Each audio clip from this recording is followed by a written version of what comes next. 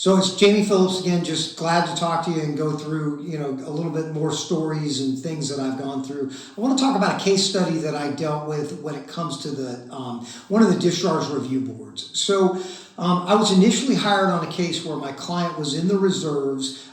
He was a young man that was infantry and dealing with, basically some family issues that were making it hard for him to show up to drill.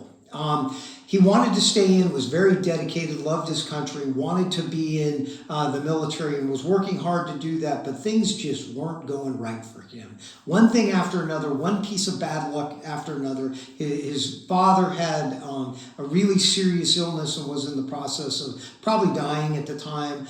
He was dealing with that. He had a long way to drive. There was all these different things that were happening to him that were making it really hard for him to show up on time and be where he was supposed to be. Now, at one point, he angers the chain of command in the reserve unit. And I will tell you this reserve unit I've dealt with over and over again over the years, and they're shady. Their command will get people out by doing things that are really shady and really wrong. So in the course of me representing him, they were given a notification that they were going to eliminate him.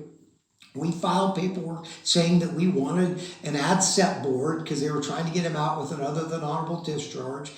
And as we went forward, it normally takes about 5 or 6 months for a soldier to get out of the military and for them to basically go through the process of going through a SEP board. So I was following up with the unit, but what happened one day is we got the paperwork that said even though we were entitled to a separation board because they were trying to get him an OTH, suddenly in the mail we get a DD 214, which is the separation paperwork.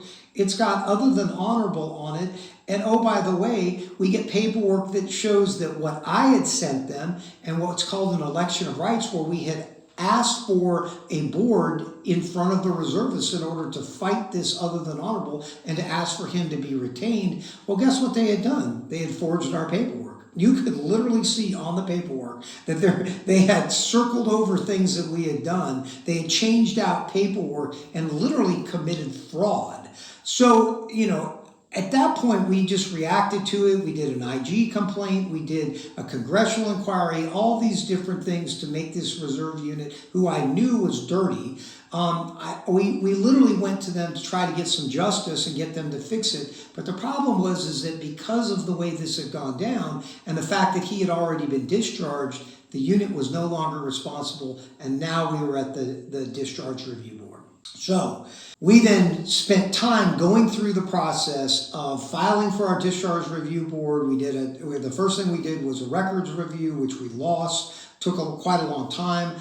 We fought through, but then eventually we got a live board where we got to be in front of the panel, and we were literally over telephone where we did it, and we had 5 members, and 2 of them were lawyers that we were in front of presenting our case.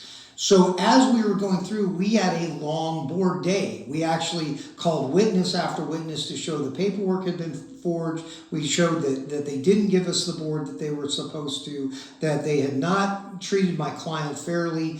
And he testified, his father testified, his family testified. This was a good family. And they were able to talk to that board. And as the board interacted with them back and forth, they began to understand that they had been really treated wrong and there was an injustice.